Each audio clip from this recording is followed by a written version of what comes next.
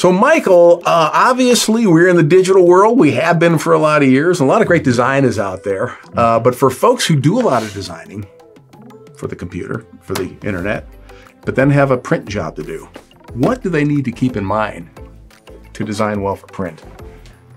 Well, a lot of things. I mean, you're not going to be able to get from point A to point B if you don't understand what's going on there. And that's how it sometimes happens with printing, because a lot of people are designing for online. And if you're designing for online, it doesn't really matter. What you see on your computer screen is what you're going to get. That's it. But when you come back to the reality of the print world and the physical world, there's a lot of things you need to think about.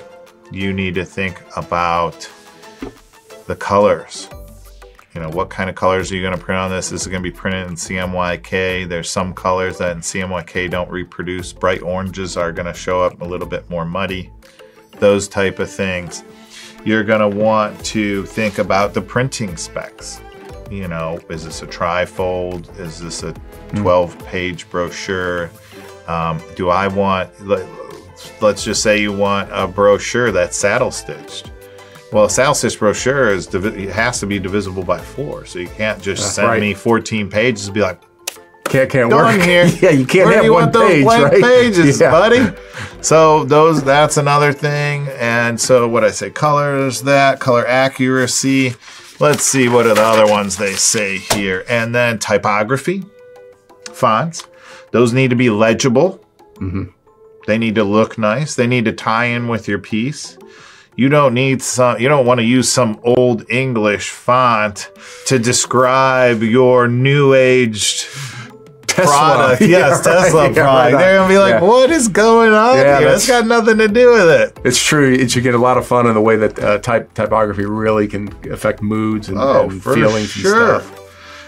Image resolution, obviously, always be thinking, 300 DPI or bigger. Most of our machines can do 600 to 1200 or even more. Wow. The internet's 72 DPI, so be sure on that, even though lately with AI, we've been able to fix that and make those look nicer, so we can help you with that. Other than that, file formats, what am I looking for? I'm personally always looking for a high-res PDF with 1/8-inch bleeds all the way around. That's what I want. One file, no matter how many pages it is, one PDF. Okay. High resolution. That's what I want. That's what I can rip for. If it's a brochure, I want it in single pages. We'll do the file formatting for you. Do not try to set it up or waste your time doing that. Just design it like you're reading it yourself and go from there. We'll figure it out. Other than that, you're looking for, and I already spoke on the margins and safety zones. You want to proofread it. I cannot tell you how many times someone's like, oh, this is good. And I would proofread it to the point where in InDesign, you can have it underlined with red, the misspelled word. Well, I've seen so many times it wasn't misspelled. It was a different word. And not the right word that's supposed to be in there, but you could tell nobody took the time to sit there and actually read it. I would absolutely, if you've got a big, like a brochure or something, it's well worth it getting a proofreader. Have somebody who doesn't, because even when you write something, you've read it, you're working on writing it, you don't even notice you might have 2 words in a row. So get another set of eyeballs on it. What can't see the forest through the trees? I mean, at least for us, if someone's designing it, somebody else needs to double check it. If you're the one writing it, design it, please do yourself a favor and have someone else look at it, because sometimes one of our designers will be designing something, and the instant I look at it, 5 seconds later, I'm like, what's that? Because they've been looking at it for so many hours. Right, something that's blatantly obvious doesn't jump off the page at them. So a second pair of eyes is worth its weight in gold, especially when it comes to print, because I do not want you to have to reprint it again, even though it'll be more money in my pocket. I don't care. I want you to do it right the first time, because I don't want you wasting money. Marketing dollars are very important. There's a million things you can spend your marketing dollars on, and if it's going to be on print, I want it to be done right the first time so that you're happy with it. Finishing options.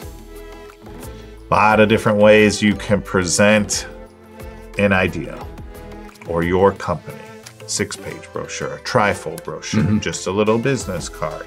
And there's a lot of different finishing options that are right or wrong for different companies or different events, different things.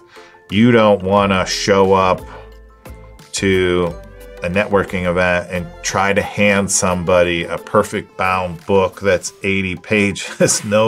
Nobody's looking through that. You know, you don't want to have your whole life story on your business card. Yeah. There's a whole lot of different things to think about when you're designing for print, and the finishing options are part of it. Do you want a special coating? Do you want some gold leaf on there? Do you want it to stick out? Do you want it thicker? There's a million different things. But when designing for print, please look up what you're doing. Please contact the printer you're using and ask for the specs. And I would also go a step further and ask for recommendations. This is what I'm trying to have happen, or my pain point, my problem. How do I march it back and use your services to And I think that's a really good point to make. I mean, you work with designers while they're doing the designing, and to make sure of just some of the things you're talking about, and that they're a great resource for that. Because I mean, heck, even, you know, the type of paper you're using, the type of page, your colors are going to look different depending on what it is. It's not a video, you know, it's not a screen where it's just shooting at you. It's light bouncing off, and it's fun. And I know Michael and I share something. We both share a love of the smell of printing ink. So come on in, yeah. Yeah, free, so actually, just like Jimmy John's, free sniffs. Well, as a matter of fact, you guys, you know, if somebody, you know, is newer to print a design and just wants to see how everything's done, you'd be happy to have folks come in and just take a look, wouldn't you? I'm always, the doer tour at Foote Printing is always going. So if you want to stop in at any time, I'd love to show you around. Footeprinting.com. Get on it, make an arrangement, stop by and see him.